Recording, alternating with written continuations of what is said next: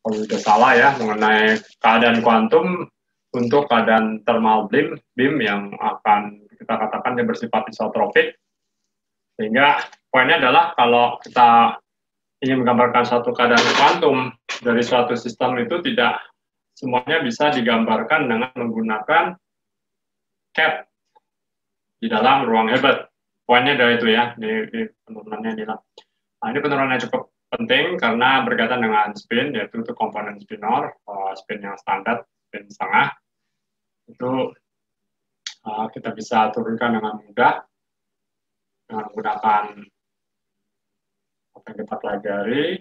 Ini adalah kalau kita bisa memiliki suatu CAT yang ternormalisasi, maka CAT itu di dalam dua dimensi bisa dinyatakan dalam basisnya plus dan minus terhadap sumbu Z, yaitu spin up dan down terhadap sumbu Z, dengan syarat ternormalisasi, yaitu panjangnya sama dengan 1.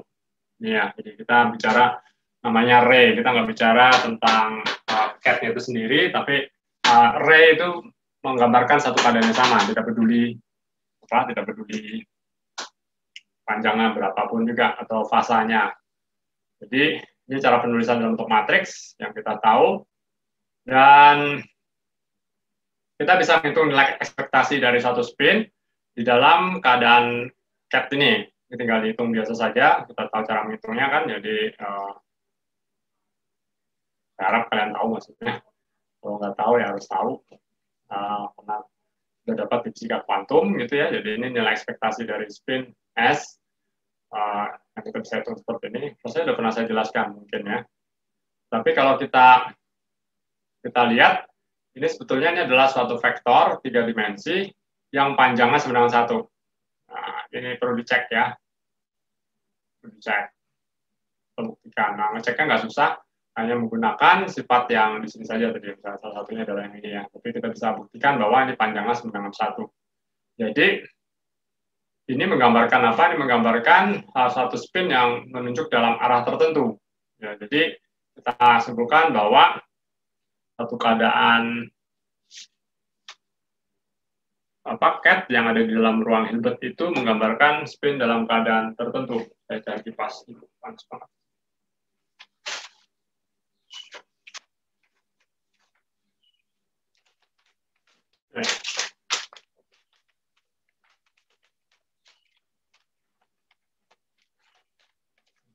Saya telah tertutup ini bekas kamar mandi, saya rubah jadi tempat ruang kerja karena memang di rumah saya kecil, ada ribut sana sini, saya ngajar, saya suka banyak ada suara. Ya, akhirnya kamar mandi berubah jadi ruang kerja. Nah, risikonya kamar mandi kecil dan nggak ada tempat udara.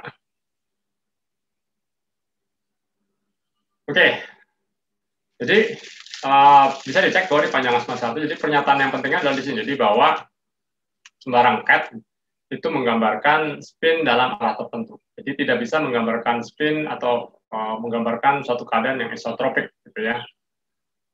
Nah, jadi dia menunjuk ke dalam arah tertentu, ke dalam arah N. Demikian juga sebaliknya. Ya, kalau kita punya arah tertentu, ini adalah definisi arah dalam Fismat, maka ini kita bisa kembalikan untuk mendapatkan psi-nya itu adalah sebuah CAT yang kita bisa turunkan dengan membalik proses yang tadi ya. Ini cek aja ya. Jadi, penting untuk dicek sebagai latihan. Ini cara penulisannya.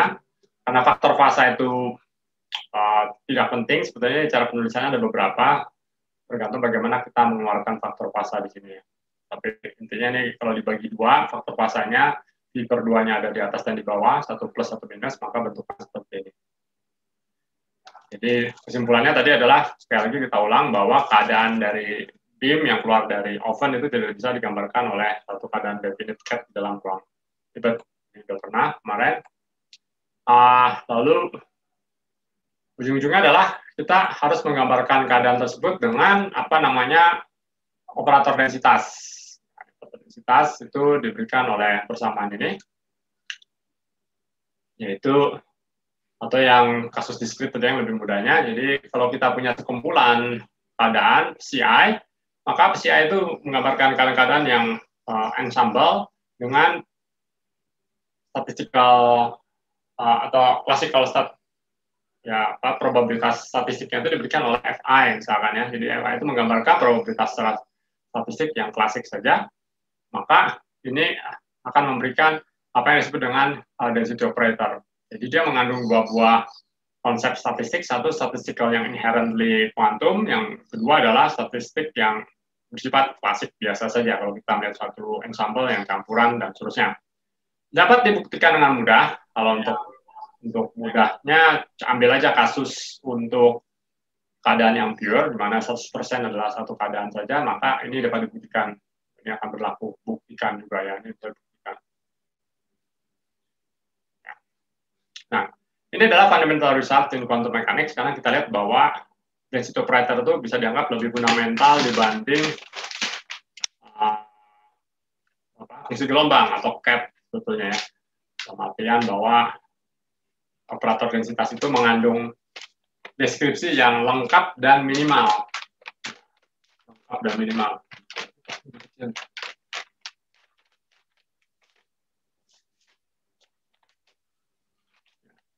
Jadi sudah lengkap, artinya apapun yang bisa kita ketahui mengenai sistem tersebut sudah ada di sini secara fisis gitu ya.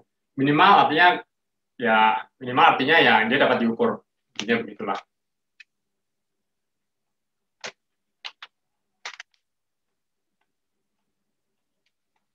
Kita definisikan apa yang disebut dengan keadaan pure dan keadaan mixed ya. Jadi keadaan pure itu adalah keadaan yang digambarkan oleh suatu vektor keadaan tertentu di dalam ruang Hilbert. Keadaan pure bisa dinyatakan dalam density operator dengan cara seperti ini. Lalu keadaan mixed ya tentu yang dinyatakan oleh density operator secara umum. Jadi kita bisa mengukur keadaan itu apakah dia kemurnian dari suatu keadaan, itu bisa kita ukur dengan berbagai macam cara, salah satunya adalah dengan menggunakan entropi. Itu menyatakan kemurnian dari suatu keadaan. Nah, ini adalah sifat-sifat dari density operator, untuk mengulang saja. Yaitu ada 3, Hermitian, non-negative definite, dan trace harus sama dengan 1. Oke, itu sifat-sifatnya. Demikian juga sebaliknya, kalau kita memiliki operator yang Hermitian, yang non-negative definite, dan trace sama dengan 1, maka itu bisa ditafsirkan sebagai density operator.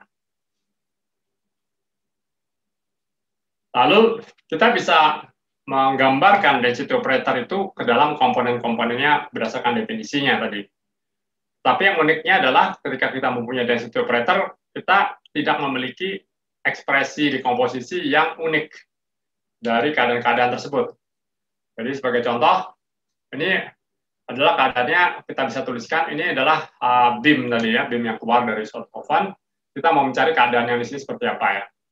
Nah, atau kalau dalam kasus kita seperti yang di sini ya, karena ini kita simulasi keadaan yang di sebelah kiri, tapi SN-nya kita putar-putar, maka kita dapatkan keadaan yang mirip seperti yang keluar dari oven, yaitu keadaan isotropik yang diamati oleh pengamat A.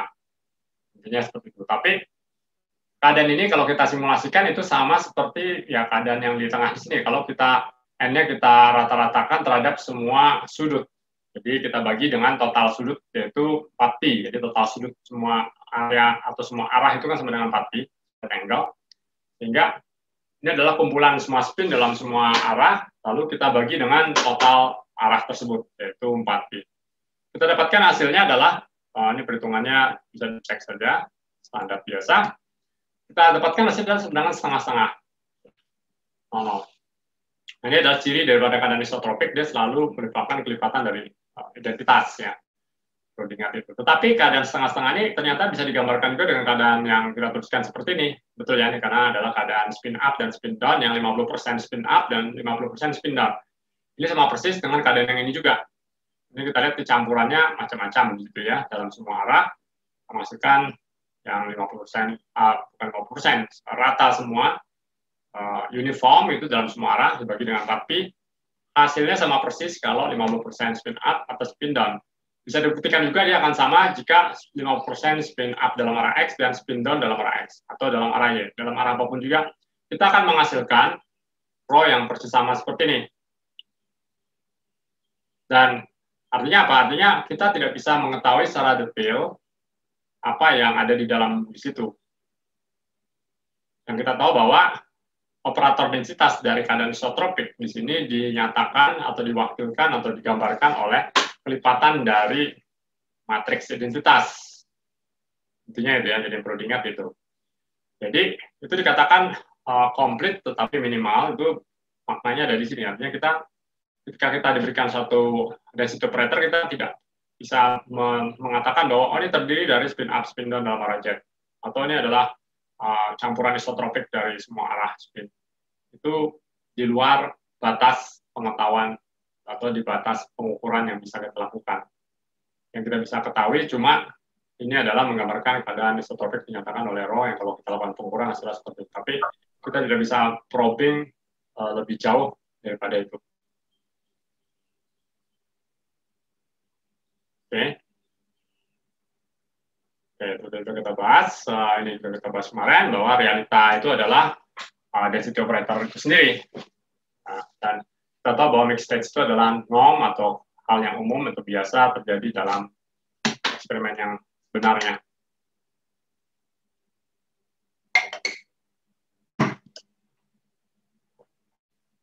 Oke. Nah, ini kriteria untuk yang keadaan murni. Ada beberapa cara bisa kita cek, bisa kita diorganisasi. Kalau semua nilai eigennya adalah 0 kecuali 1, maka dia pure. Atau kalau trace dari rho kuadrat sama dengan 1, maka dia adalah pure. Atau rho kuadratnya sama dengan rho, maka dia adalah pure. Atau kita cek berdasarkan entropi. Jadi kalau entropinya sama dengan 0, maka pure. Kalau entropinya lebih besar daripada 0, maka dia keadaannya adalah mixed. Ya.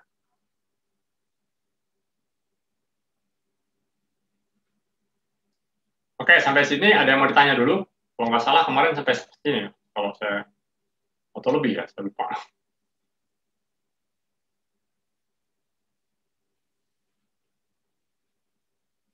Jadi, kalau dalam mekanika statistik mungkin kita belajar mengenai entropi dan juga yang ini panas banget.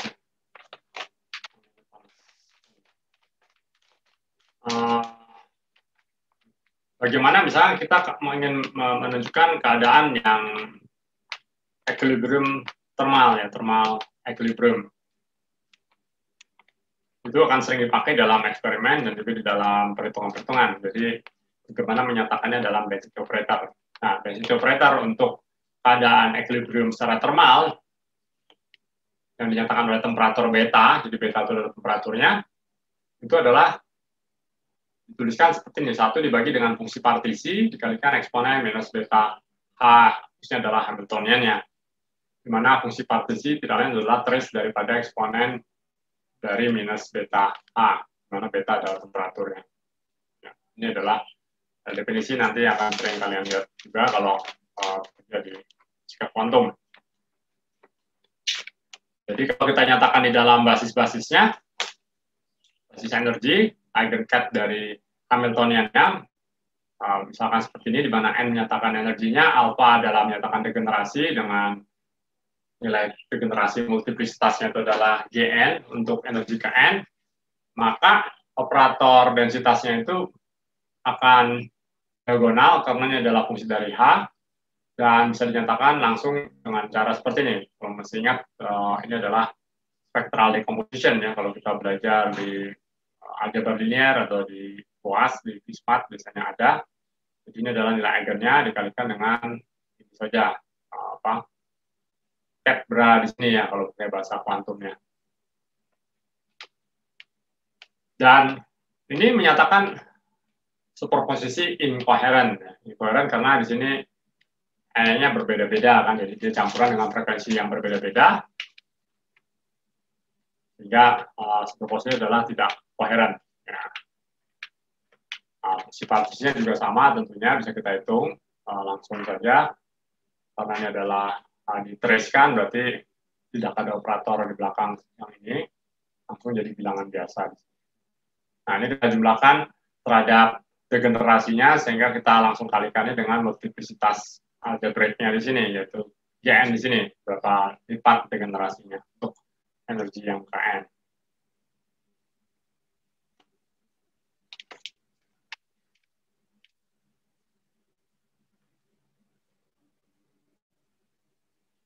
kita memiliki superposisi yang koheren, maka kita dapatkan keadaan yang pure seperti ini. Ini seperti biasa kan, superposisi koheren dari Cn dan N. Maka kalau kita mau cari density operator dari keadaan koheren tersebut, maka kita bentuk saja cap bra-nya, ini keadaan pure tentunya. Karena ini adalah keadaan superposisi koheren. Yang kita dapatkan hasilnya adalah seperti ini kan ya, kombinasi antara dua buah C di sini. Kita bedakan indeksnya satu N, satu M. Nah, kalau kita bandingkan hasil ini dengan hasil superposisi incoherent yang sebelumnya, yang ini, maka kita lihat perbedaannya cukup jelas bahwa di sini kita mendapati ini superposisinya adalah untuk elemen diagonal saja, ya. Betul ya. Dengan di sini semua komponen ada. Jadi ada elemen yang off diagonalnya. Artinya apa? Kalau kita mendapatkan suatu keadaan koheren, maka salah satu ciri dari keadaan koheren itu adalah adanya suku-suku yang tidak diagonal, yang tidak nol. Maksudnya. Jadi kalau kita misalkan bandingkan dengan yang tadi ya. Nah, kalau kita misalkan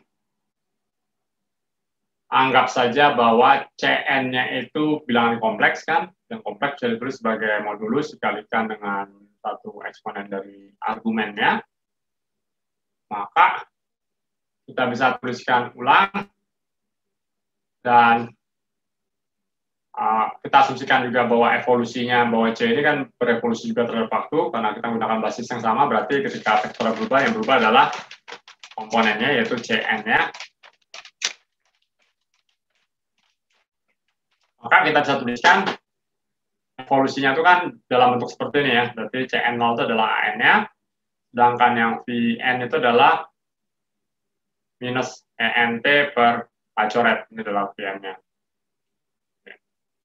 Jadi pada setiap keadaan evolusi frekuensinya berbeda-beda ya. Nah, kalau kita rata-rata dengan yang kita sebut dengan random phase ensemble, jadi fasanya random, kita acak fasanya, jadi V-nya itu kita, energinya kita acak, dan tadi itu ada energi, tapi fasa sembarang, kita sebut V di sini. Maka kita bisa hitung rho-nya itu demikian. Jadi kalau kita punya keadaan pure state di sini, ini adalah fasanya ketika kita kalikan. Maka kalau kita rata-rata, kita total fasanya kita anggap random ini, kita acak ya. Maka ini akan menghasilkan Kronecker delta ya. Dari Kronecker delta di sini,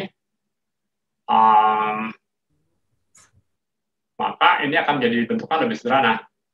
Jadi A harus sama dengan M, N sama dengan M, sehingga dapat bentukan menjadi diagonal.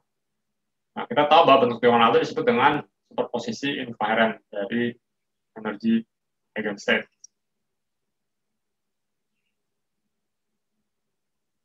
Jadi kita simpulkan apa? Bahwa operator densitas dalam keadaan equilibrium thermal itu adalah keadaan superposisi yang incoherent, di mana probabilitas untuk berbagai macam energi eigenstate itu diberikan oleh faktor Boltzmann yang ini tadi. Ya. Jadi poin pentingnya adalah tadi yang perlu diingat adalah kalau kita memiliki keadaan thermal secara equilibrium secara thermal, yaitu pada temperatur tertentu, maka kita akan mendapatkan density matrix yang diagonal yang menggambarkan superposisi incoherent dari energi eigenstate. Kalau superposisinya adalah coherent, pasti muncul suku-suku yang non-diagonal.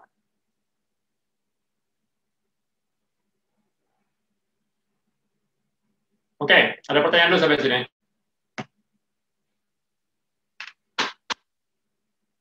Coba Prian, Jessica, apa lagi nih? Ruli, Tiara, dan yang lain-lainnya.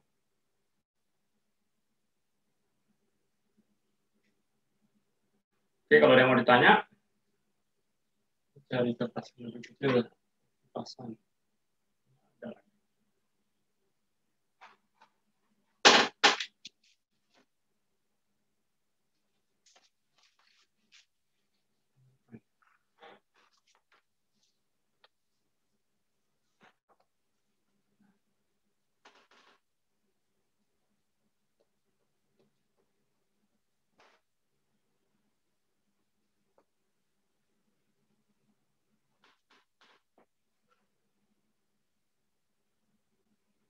Oke, kalau nggak ada, salah satu contoh saja bagaimana kalau kita diberikan satu sistem, bagaimana menentukan operator densitasnya. Jadi operator densitas bisa diperoleh dari satu sistem dengan cara mengukur. Jadi kita ukur sistemnya, nanti kita simpulkan operator densitasnya seperti apa. Ini dengan cara yang sangat sederhana, atau sistem yang sederhana, sebetulnya. Jadi harusnya mudah diikuti caranya.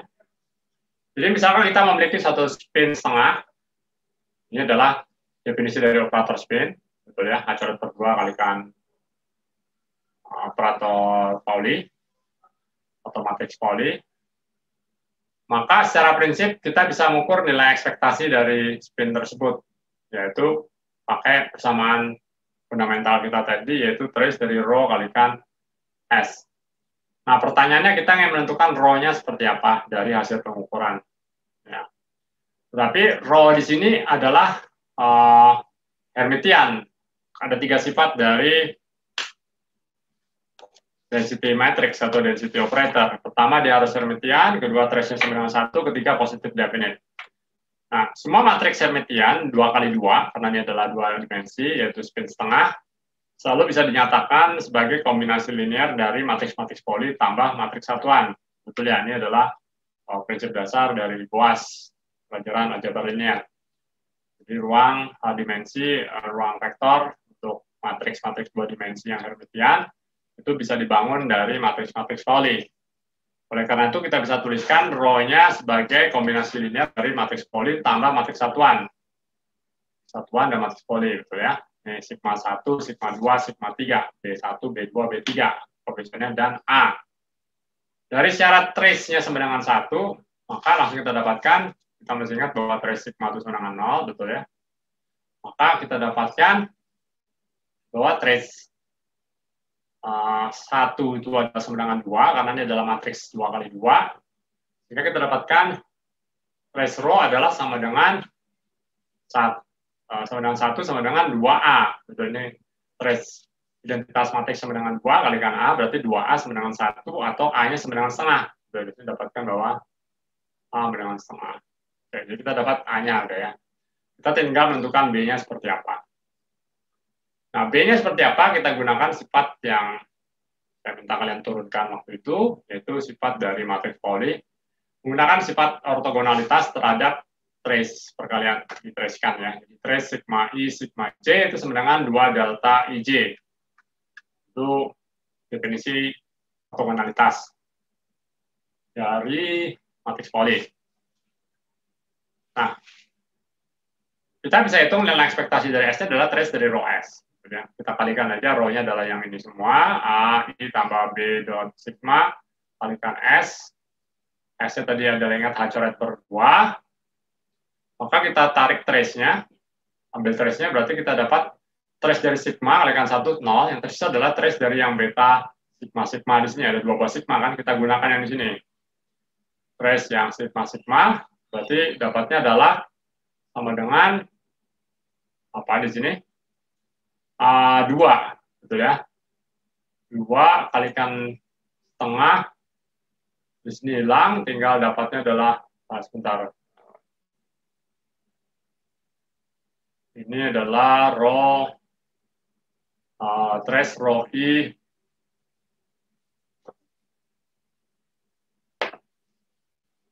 Ini kalau kita tuliskan berarti ini adalah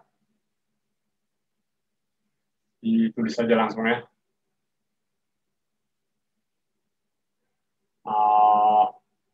Role-nya tadi adalah ini kan ya, berarti A, I.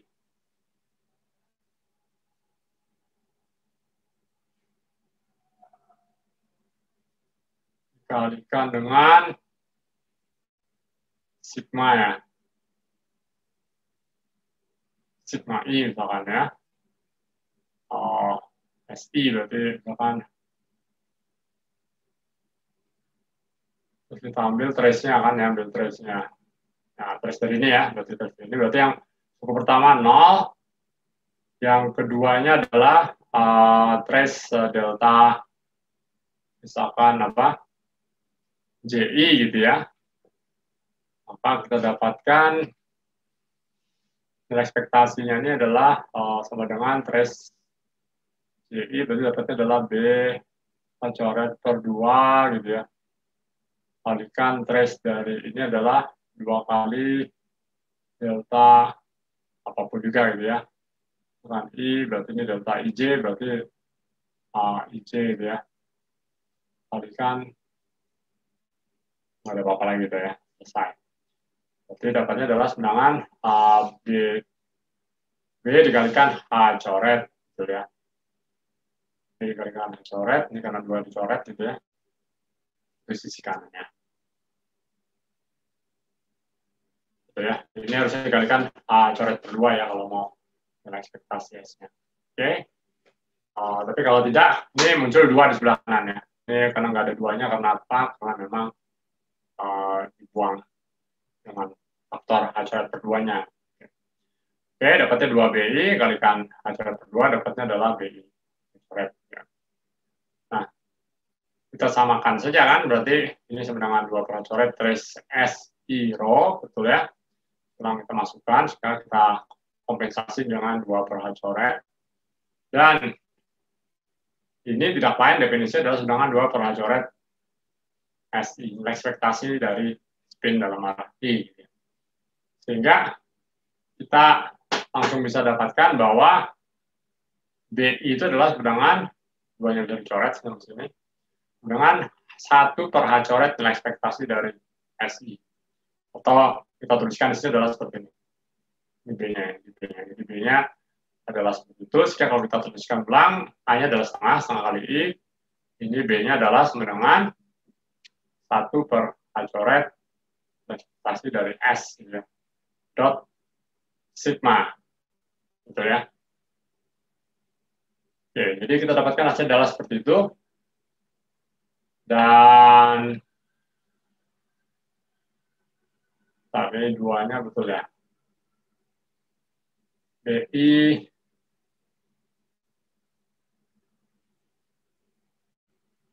ya, ini 2 kan ada setengah lagi ya.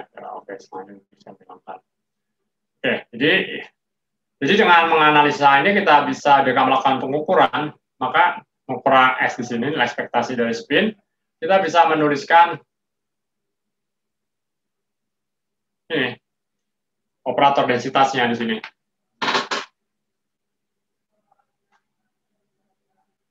Kita bisa dapatkan operator densitasnya nilainya seperti itu. Atau persamaannya lebih tepatnya untuk barang. Ini perlu diingat karena nanti akan sering dipakai juga untuk operator spin.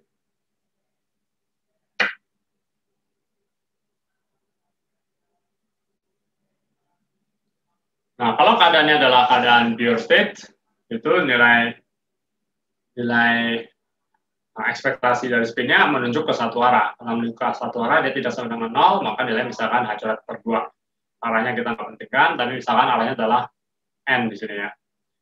Maka jika arahnya N, kita substitusikan aja ke atas kebersamaan yang di atas ini, nilai ekspektasi S-nya, maka kita dapatkan, ini adalah menggambarkan keadaan atau density operator untuk keadaan pure dari sebuah spin.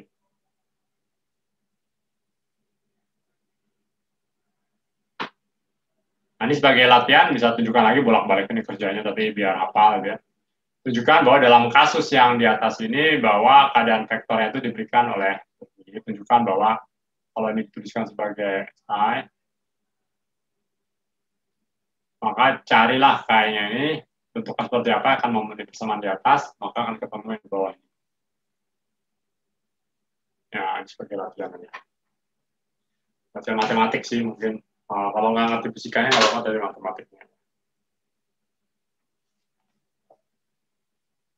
Fisikanya mungkin lebih susah memahami dibanding matematik. Kalau matematik tinggal menghitung cocok-cocokan saja ya.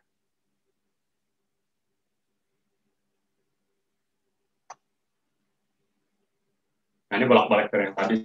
Jadi, apa sebenarnya?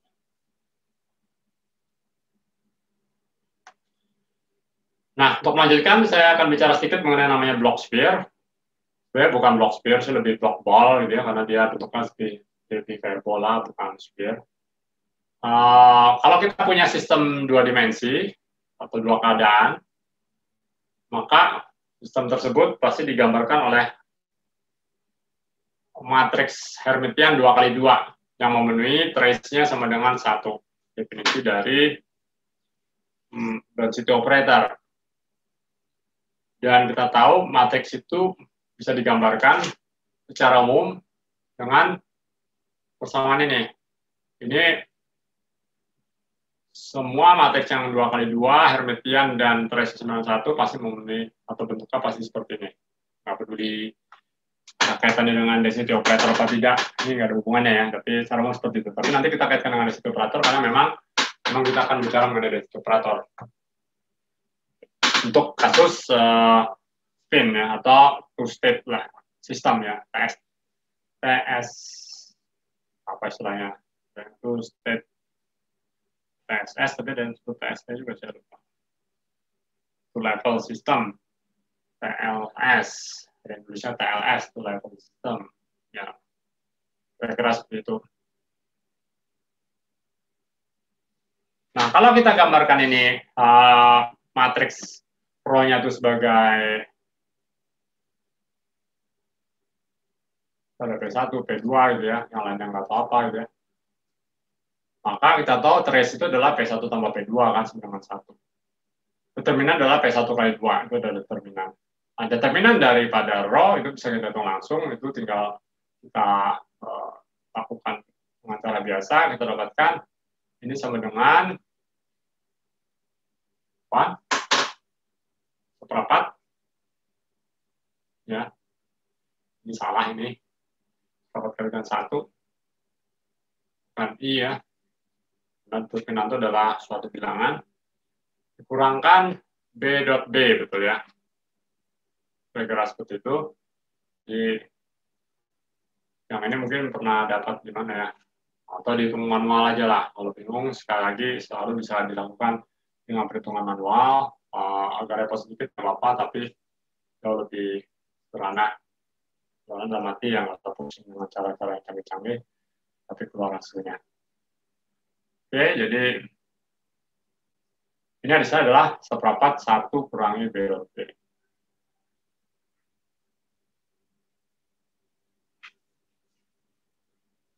Nah, P1, P2 ini bisa berkaitan dengan nilai eigen dari rho kan? Nilai dari rho ya. Jadi, nilai eigennya dua-duanya non-negatif jika determinannya positif. Kalau ini positif dua-duanya, maka determinan akan positif. Kan? Sehingga ini harus non-negatif karena apa? Karena berkaitan dengan bobot probabilitas. Jadi kalau bobot probabilitas tentu harus non-negatif. Kalau negatif, tafsirannya nanti tidak ada. Karena dia non-negatif, dua-duanya masukkan yang positif, maka determinan rho-nya positif. Karena determinan rho positif, maka B dot B-nya harus kurang atau sama dengan 1.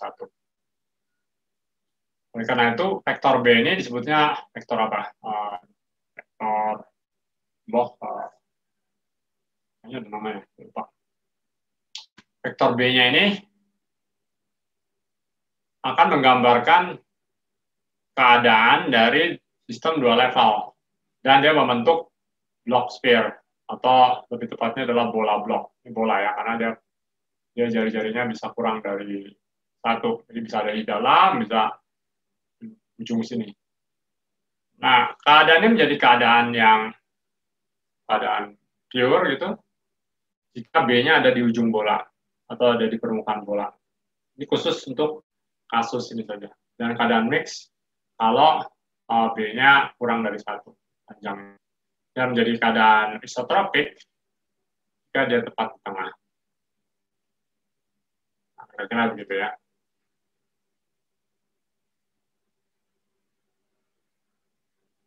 Kalau tepat di tengah, maka B-nya 0 kan. Ketika B-nya dengan 0, maka rho-nya adalah setengah kalikan 1 kelipatan dari identitas, dan kita tahu itu adalah keadaan inkoheren yang menyatakan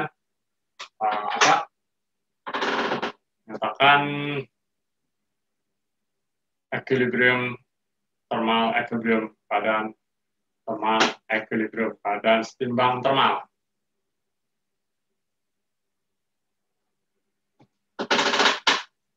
Nah, kira-kira itu gambaran mengenai Bloch sphere. Sampai sini ada yang mau ditanya dulu?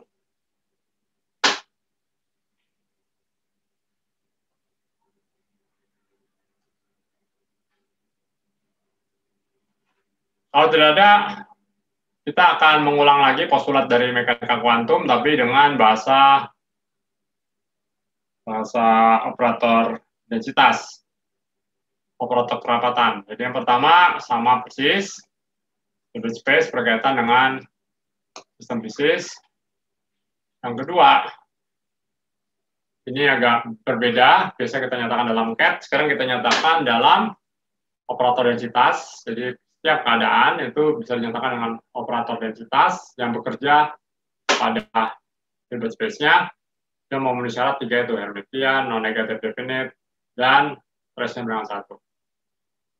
Yang ketiga, sama persis seperti sebelumnya, setiap pengukuran dapat di carried out on the system correspond to a complete Hermitian operator A. Jadi semua operator Hermitian berkaitan dengan observable. Yang keempat, persis sama juga seperti yang sebelumnya, bahwa the possible results of the measurement are the eigenvalues of A, either the discrete eigenvalues or the continuous ones. Jadi hasil pengukuran selalu berkaitan dengan eigenvalues dari operator observable-nya. Yang kelima, ini ada dimodifikasi sedikit atau direvisi dengan menggunakan bahasa density operator. Bahwa nilai rata-rata yang diukur untuk operator A itu adalah ini persamaan yang penting tadi, raise rho A. Lalu kalau kita mau menghitung probabilitas bahwa hasil pengukuran itu nilainya adalah AN, kita menggunakan formula yang serupa, tetapi kita ganti operator dengan operator proyeksinya, yaitu PN. Ya. Lalu yang terakhir yang berkaitan dengan collapse postulate, ya, jadi atau projection postulate, ini mirip seperti sebelumnya. Ini juga persamaan yang penting nanti ketika kita bicara konsep pengukuran di dalam mekanika kuantum, yaitu bahwa rho absen itu setelah hasil pengukuran itu diperoleh dari rho yang semula. Ketika hasil pengukuran menghasilkan nilai eigen AN yang dinyatakan oleh operator proyeksi PN, maka ini akan memproyeksikan rho-nya ini menjadi rho yang baru dengan menggunakan operator proyeksi PN di sini. Yang bawah ini hanya untuk normalisasi. Ya, karena kita tahu bahwa rho harus sama dengan 1. Jadi ini adalah definisi yang berkaitan nanti dengan pengukuran juga ya.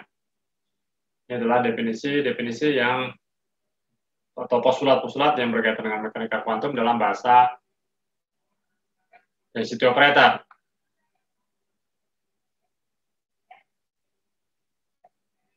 Ada latihan.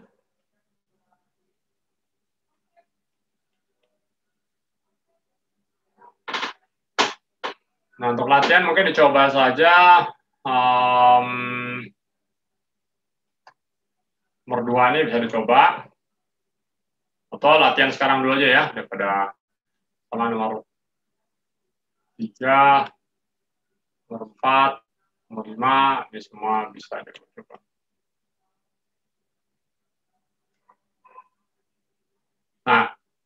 Daripada pada ngantuk, coba yang nomor 2 ya. Mudah. Jadi jika rho adalah density operator, maka tunjukkan trace rho kuadrat sama dengan atau kurang dari 1, dan nilainya persis sama dengan 1 jika dan hanya jika rho-nya adalah keadaan core state.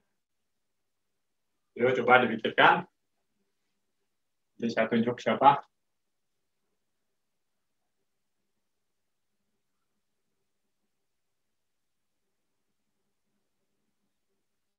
Atau ada yang sudah bisa? Saya mau coba dulu.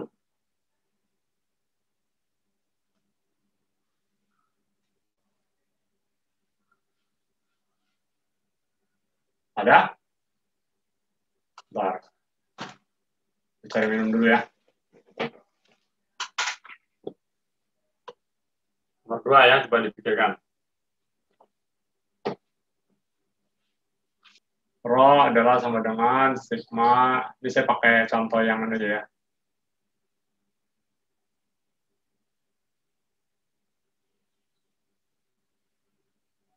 Mulai dari situ ya. Nah, ini ada definisinya. Untuk I, kamu kelihatan kayak I. Kenapa ini selalu bermasalah? Nah, ini I ya, sigma I.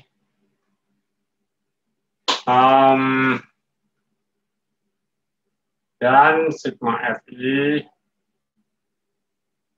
sama dengan 1.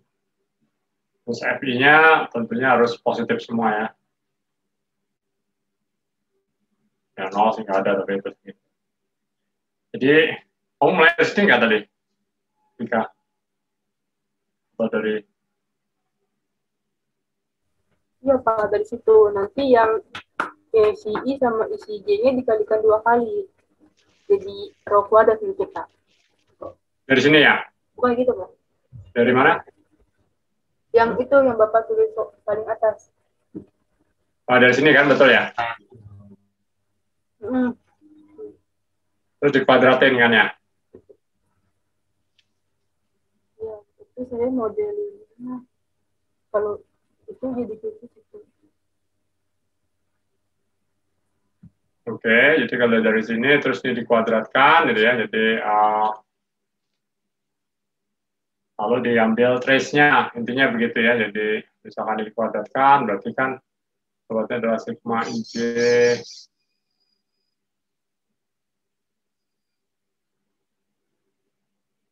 begini secara nah. Bisa dihapus. Nah. Ya.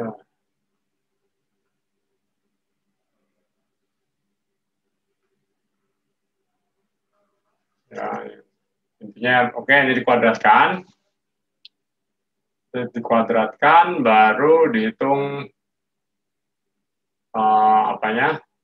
trace-nya. Dari trace-nya nanti kita dapat karena syarat bahwa Fi sama dengan 1 jumlahnya, maka intinya adalah kira-kira ujungnya tadi seperti ini ya. Dari sini maka dapatnya adalah sigma Fi kuadrat itu pasti kurang sama dengan 1, betul ya. Ya, karena dipadatkan lagi. Intinya sih dari situ. Jadi kalau keadaan poor state, dia pasti sama dengan apa? 1 nilainya. Ya, jadi ini betul caranya kalau dari sini mungkin tidak hanya seperti bicara, tapi dikuadratkan. Ya, kalau dikuadratkan hati-hati harus menggunakan 2 buah indeks yang berbeda, yaitu Fi, misalkan Fj, ya jumlahnya. Jadi dikalikan gitu ya. Fj, ini terus sigma J gitu ya.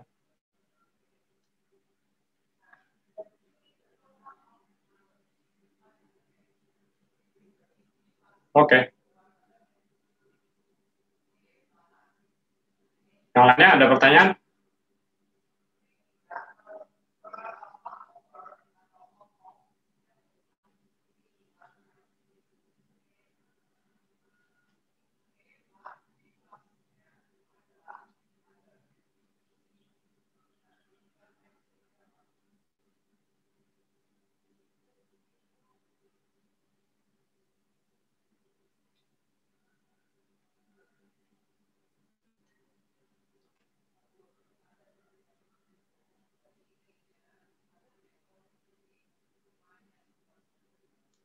Kalau nggak ada, apa lagi ya? Ini juga dicoba. Ini berarti pertanyaannya tidak terlalu rumit. Yang pertama, jadi keadaannya keadaan pure atau pure, itu murni, speed state-nya SP, 1/3 SX plus tambah SY dalam spin up dalam arah Y.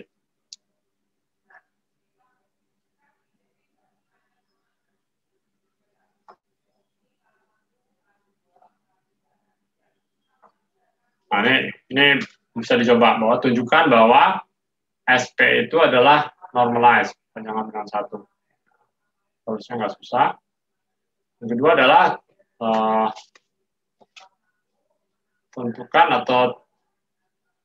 tentukan nilai ekspektasi dari momen dipol magnet dari spin tersebut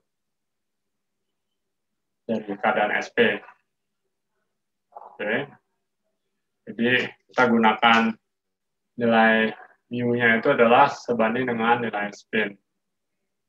Mana operator spin itu adalah sama dengan coret per 2 sigma. Nah, kira-kira begitu ya. Yang kedua, yang pertama, tunjukkan bahwa ini ternormalisasi. Kedua, hitung nilai ekspektasi dari momen dipol magnetik.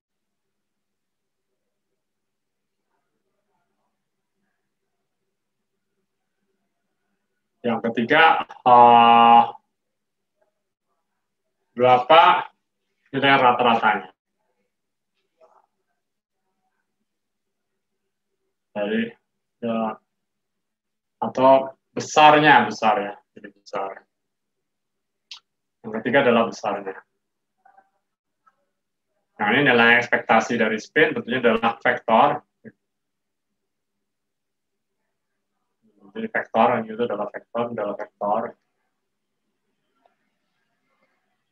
Ini adalah skalar. Perbedaannya di situ ya. Jadi, kalau nomor B-nya dapat, nomor C-nya pasti dapat. Nah, B-nya saja cukup dicari. Kalau yang nomor 2, consider now the mixed spin state with equal probabilities of electrons being in the pure state XX plus and the pure state SY plus. Jadi sekarang keadaannya bukan seperti yang pertama, spin state dari XX plus dan SX SY plus yang merupakan keadaan pure, pure. Keadaan pure 1/3 ini tambah ini mirip seperti di atas, tapi sebenarnya campuran dari 50% yang SX plus dan 50% yang SY plus. Jadi keadaannya adalah keadaan mix. Pertanyaannya adalah what is the resulting average expected value of the spin magnetic dipole moment when measuring an ensemble of successive electrons prepared this way. Jadi sama seperti pertanyaan yang di atas yang B, berapa besar nilai ekspektasi rata-rata dari spinnya. Yang soal keduanya juga sama seperti yang sebelumnya, yang soal C.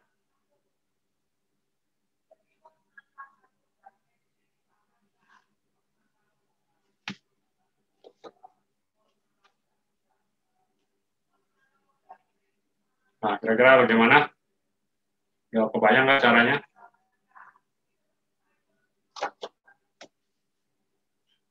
Yang 1A harusnya bisa ya.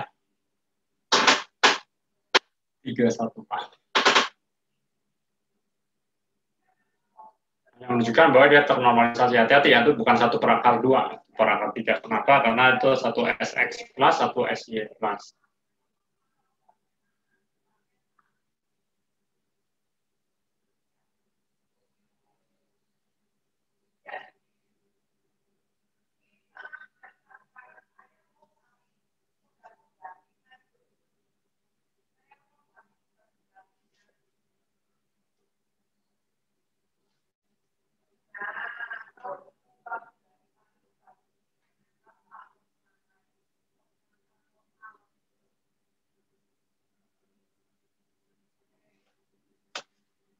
Ya, 1A, tinggal kita hitung, ini nilainya SP.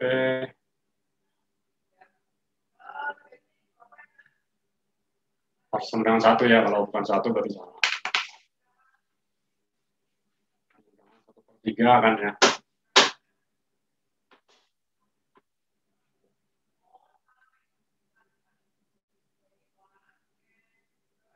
3 kalikan, ya ini kan ya, berarti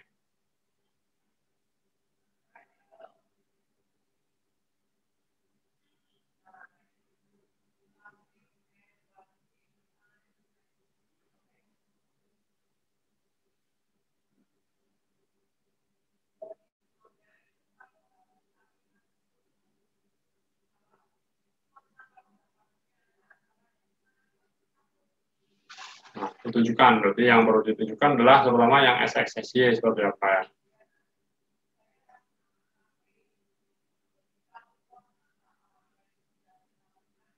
Asumsinya SX plus dengan SX plus ya 1, SX plus dengan SX minus ya 0 gitu ya, ternormalisasi itu masing-masing.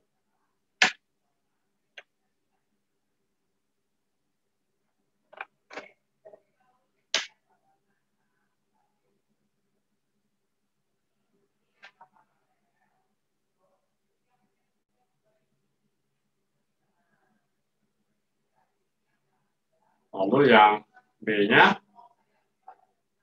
ya dihitung saja langsung ya, berarti bisa kita hitung langsung dengan menggunakan, berarti bisa ya, berarti ini adalah U gitu ya. Oke. Nah, yang C-nya ya diambil besarnya aja dari sini. Kalau besar berarti pakai Pythagoras saja ya. Bagian X kuadrat tambah bagian Y kuadrat tambah bagian Z kuadrat terus diakarkan. Nah, kalau ini kita harus membentuk row-nya dulu ya. Dari row baru dapat nilai ekspektasinya adalah trace dari row kalikan U. Ya. Lalu yang bagian B-nya itu bisa diperoleh dengan pakai Pythagoras juga.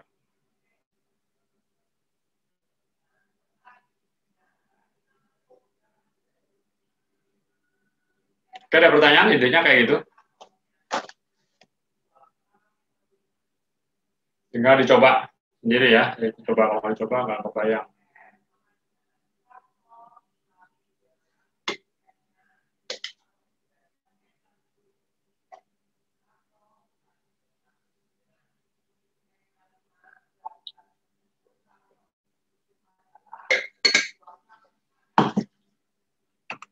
Ini juga sama.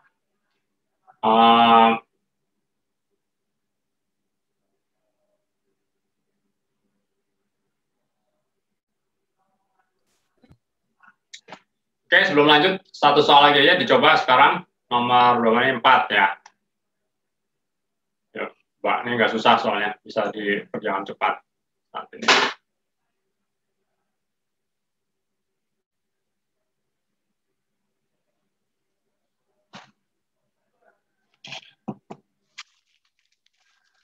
Yang lain coba gantian. Kertasnya ada Ruli, Pian, Tiara. Ada sekumpulan foton dengan dalam keadaan mix dengan probabilitas yang pertama 20%, yang kedua 80%, yang yang 20% itu dalam keadaan besi 1, yang 80% dalam keadaan besi 2, di mana besi 1 itu adalah keadaan polarisasi horizontal, dan besi 2 itu adalah keadaan polarisasi yang merupakan seproporsi dari 3/5 horizontal dan 4/5 I yang vertikal.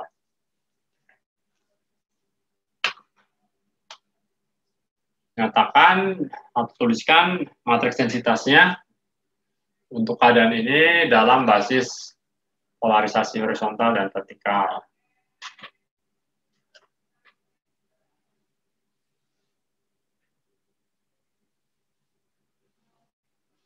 Di mana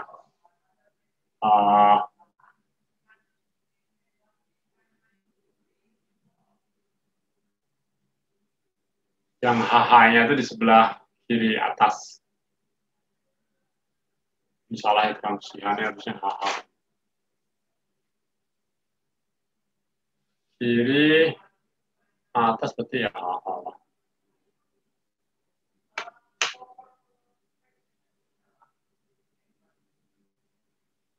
Kira-kira bisa nggak? Kebayang nggak? Udah kebayang ya udah sih. Jadi caranya tetap seperti tadi ya, berarti roh 0,2 1 apapun juga itu ya, tambah 0,8 2 gitu ya. Itu semua dinyatakan dalam basis dalam ini ekspresi seperti apa. Jadi yang sebelah kiri atas itu adalah yang dapat matriksnya 2x2.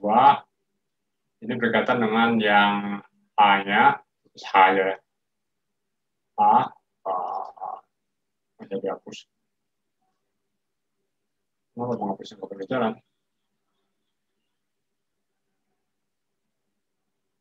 Ini bisa hapus.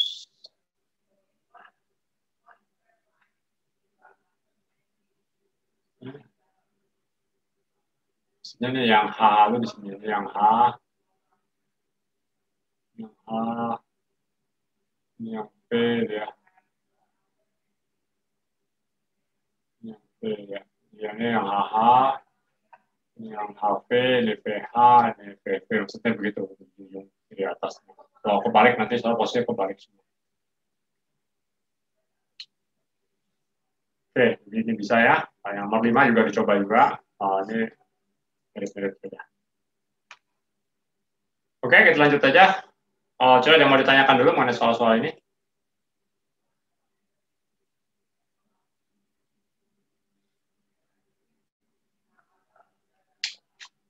Kalau tidak ada, saya lanjutkan ke konsep entanglement.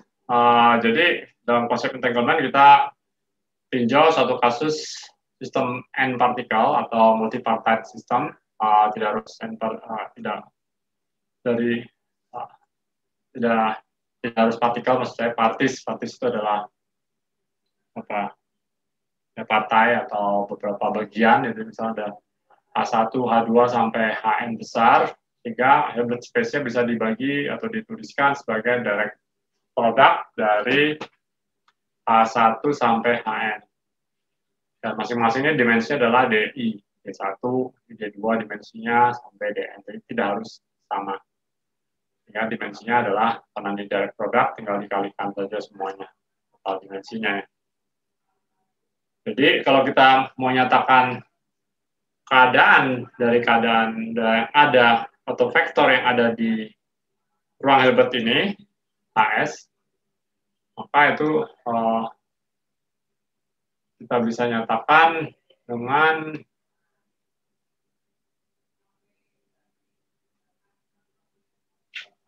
bentuk seperti ini. Betul ya, jadi J1 itu adalah anggota dari H1, J2 adalah anggota dari J2, dan seterusnya. Sehingga ini adalah vektor di H1, H2, dan seterusnya. Sehingga kita bisa nyatakan sebagai kombinasi seperti ini ya. Ini kombinasi yang mungkin. Jadi kita pilih ini sebagai basis dari ruang H1 O cross sampai AN di sini. Ini adalah basisnya adalah ini. Kalian bisa kebayang, jadi kayak kalau kita punya ruang kombinasi, berarti misalnya 1,0 dengan 0,1 gitu ya, dan seterusnya. Satu. Jadi semua yang mungkin aja di sini basisnya berapa dimensi, berarti JI-nya itu ada berapa, dan J-nya ada berapa tergantung dimensi J-nya di sini ya. Nilai JI-nya itu kita label 1 sampai DI. Ya. Nah, ini disebutnya adalah basis komputasi biasanya, computational basis. Ini bentuk yang paling umum untuk keadaan tersebut yang ada di dalam AS. Kalau kita bisa pecah atau kita bisa tuliskan A itu sebagai direct product space. Nah, ada situasi-situasi tertentu di mana keadaan kita itu bisa disebut separable. Jadi disebut separable apa? Jika misalkan kita punya suatu keadaan yang anggota dari HS tadi, tapi keadaan tersebut bisa dituliskan sebagai product state. Seperti ini. Jenisnya nggak ada penjumlahan, cuma product state, isi 1, O cross isi 2, O times 3, O times, dan terus sampai O times Cn. Di mana masing-masing si 1 itu adalah anggota dari H1, si 2 adalah anggota dari H2, sampai Cn adalah anggota dari Cn. Jika kita bisa tulis seperti ini, maka disebutnya itu adalah separable. Jika tidak bisa, maka dia tidak separable. Nah, kalau tidak separable, maka kita definisikan keadaan pure yang entangled itu adalah keadaan yang tidak separable. Jadi kalau dia tidak separable, maka kita katakan keadaan pure state itu adalah keadaan yang entangled. Jadi kita nggak bisa tulis dalam bentuk yang di atas, maka disebutnya adalah entangled. Itu definisinya. Sederhana ya. Nah, kita bisa juga definisikan keadaan separable dan entangled untuk kasus keadaan yang dinyatakan dengan density operator. Jadi kalau kita punya density operator, bagaimana sih kita menyatakan keadaan itu satu, keadaan itu separable? Nah, misalnya kita punya density operator rho. Rho itu adalah density operator yang berkaitan dengan Hilbert space HS. Jadi dia adalah anggota dari operator yang bekerja pada ruang Hilbert HS. Yaitu kita kasih notasi DHS. Yang bisa kita breakdown, DHS itu ke dalam DH1, O times DH2, dan seterusnya sampai O times DHN. Maka kita katakan ini adalah separable jika dia dapat dituliskan sebagai kombinasi convex dari product state. Convex itu artinya ini ada bobotnya yaitu P mu. Ini adalah product state dari rho 1 mu yang ada di dalam H1, rho 2 mu yang ada di DH2, dan seterusnya. Semacam kayak density operator di masing-masing ruang yang lebih kecil tersebut. Dan kalau kita jumlahkan, perhatikan ini penjumlahannya sekali jalan aja dari mu saja, ini semua sama mu. Ini akan menghasilkan rho. Nah, disebut convex combination itu karena di sini total P-nya di sini adalah sama dengan 1. Dan P-nya semacam probabilitas tetap, jadi nilainya selalu lebih besar atau sampai dengan 0. 0 ya nggak perlu ditulis terus. Tapi ya intinya dia 0 atau positif, tetapi totalnya harus sama dengan 1. Jadi maksimumnya adalah 1 di sini atau kurang dari 1 sebetulnya. Jadi nilai P-nya itu adalah antara 0 ke 1. Nah, kalau tidak bisa ditulis dalam bentuk seperti ini, maka disebutnya adalah entangled. Jadi mungkin ini nggak terlalu jelas terlihat, kalau yang ini jelas terlihat. Nah, entangled kalau dia tidak separable. Separable seperti yang di atas. Oke, itu diingat ya. Jadi, nanti banyak keadaan yang entangled atau yang tidak separable.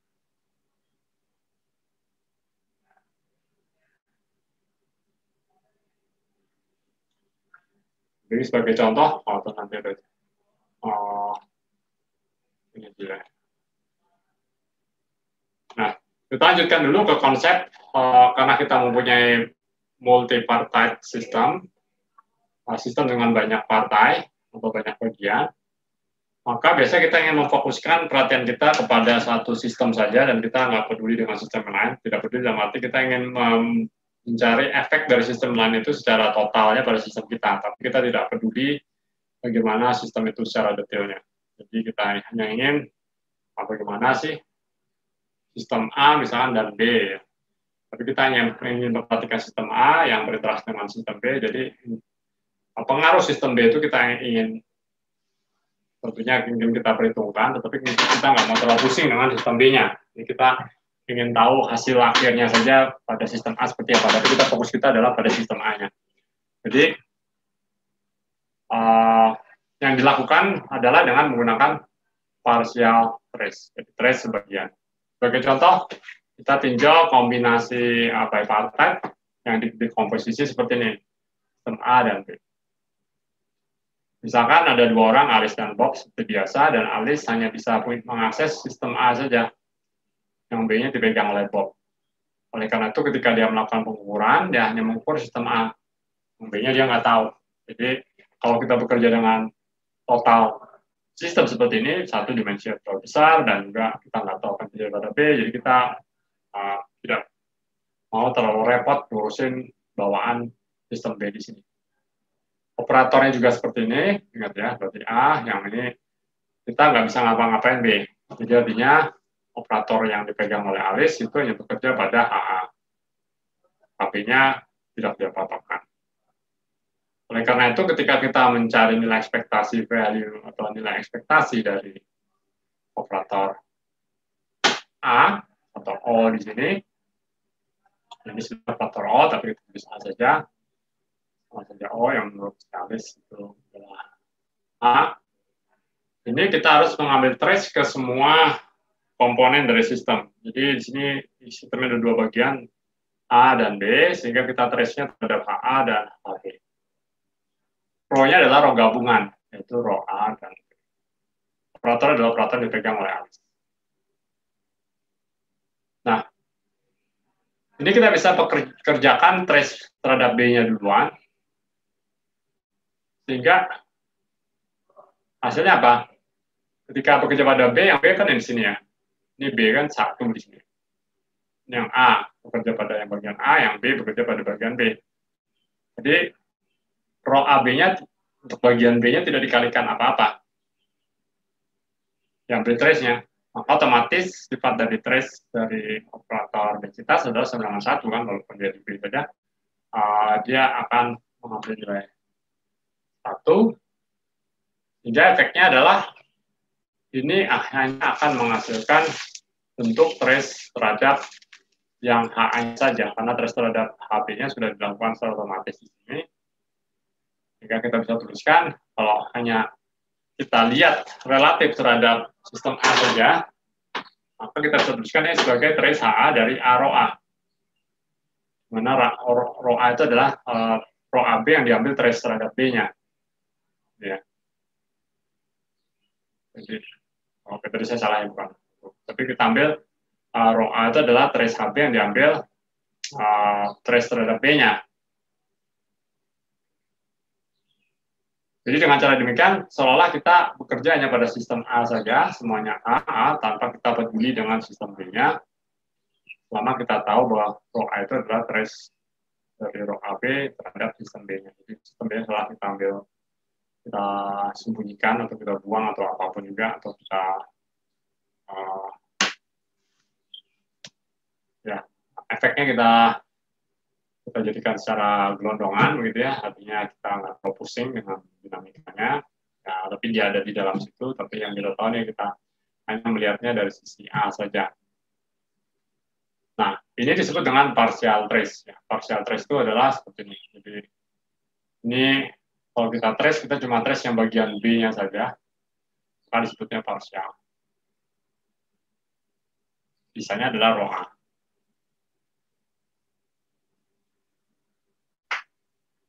Oke.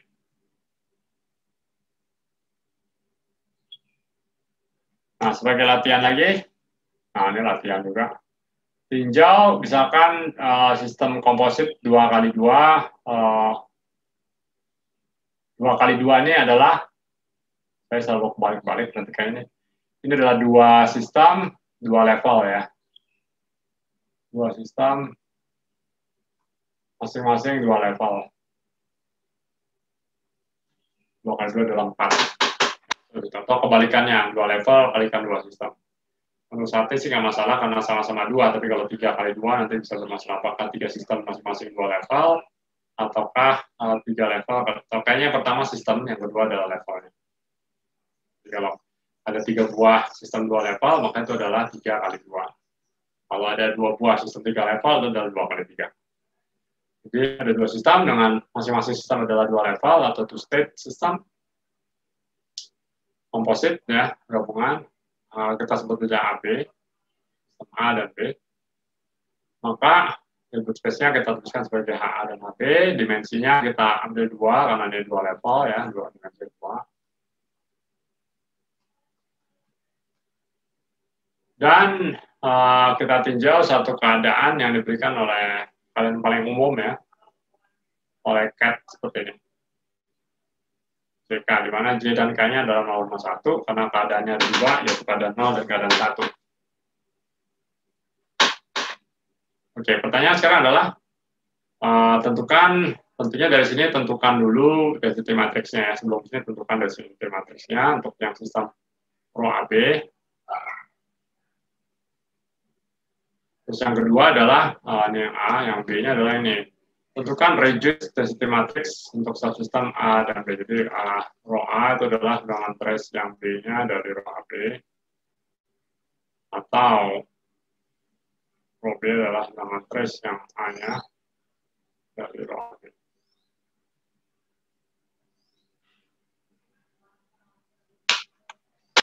Nah, kira-kira seperti apa?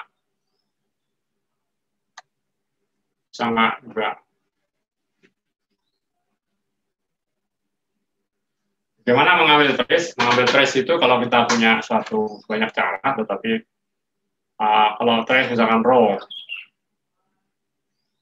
maka trace dari row itu seperti apa? Kalau kita punya basis, kita ambil ya basis terdapat itu kita ambil ini, ya kan, betul ya? Itu adalah definisi dari trace dari row. Jadi kita ambil elemen diagonalnya ya. Ini kenapa jadi N jadi I ya? N ya. Seperti itu ya, contoh dari trace.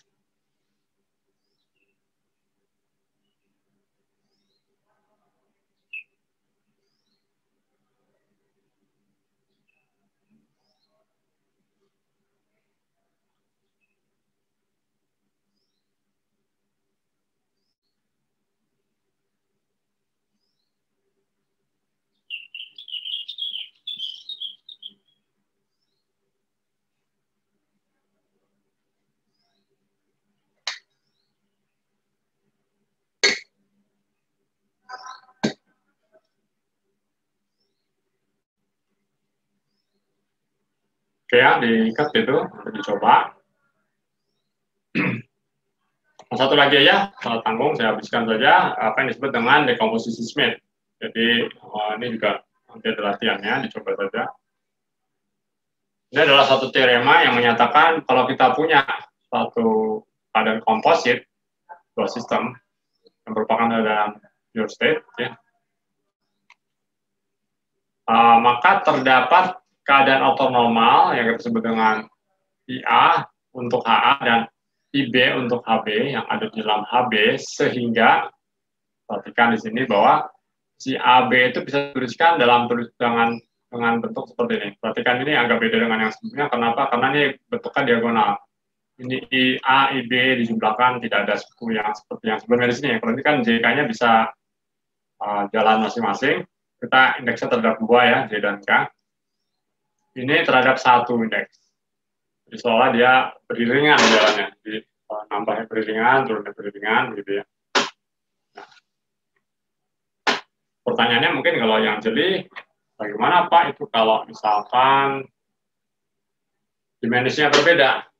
AA-nya dimensinya 2, HB-nya dimensinya 3. Berarti ini apakah isinya 3 atau 2 gitu ya?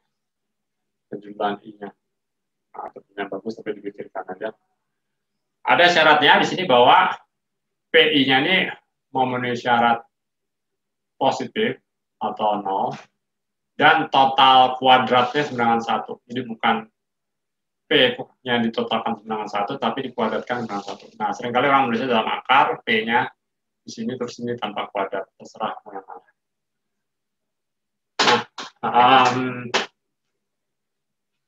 PI ini P1, 2, 3 ini disebut dengan koefisien Smith, dan jumlah P yang tidak 0 disebutnya Smith number atau Smith Frank Smith atau bahasa Indonesia Pak. ya bilangan Smith atau Smith rank. Ini menunjukkan apakah keadaan tersebut adalah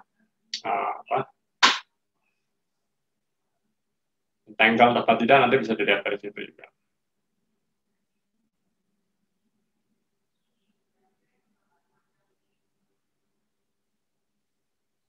Nah, jadi seperti ini, buktikan ya. Buktikan, nah ini bisa lihat di buku-buku banyak. Yang kedua adalah buktikan jika ada suatu keadaan psi dari keadaan komposit AB itu adalah product state, artinya dia separable, jika dan hanya jika Smith number-nya sama dengan 1.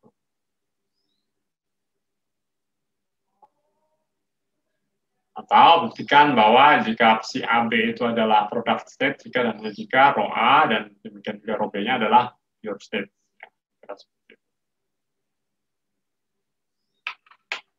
Itu adalah hal yang penting berkaitan dengan dekomposisi Smith.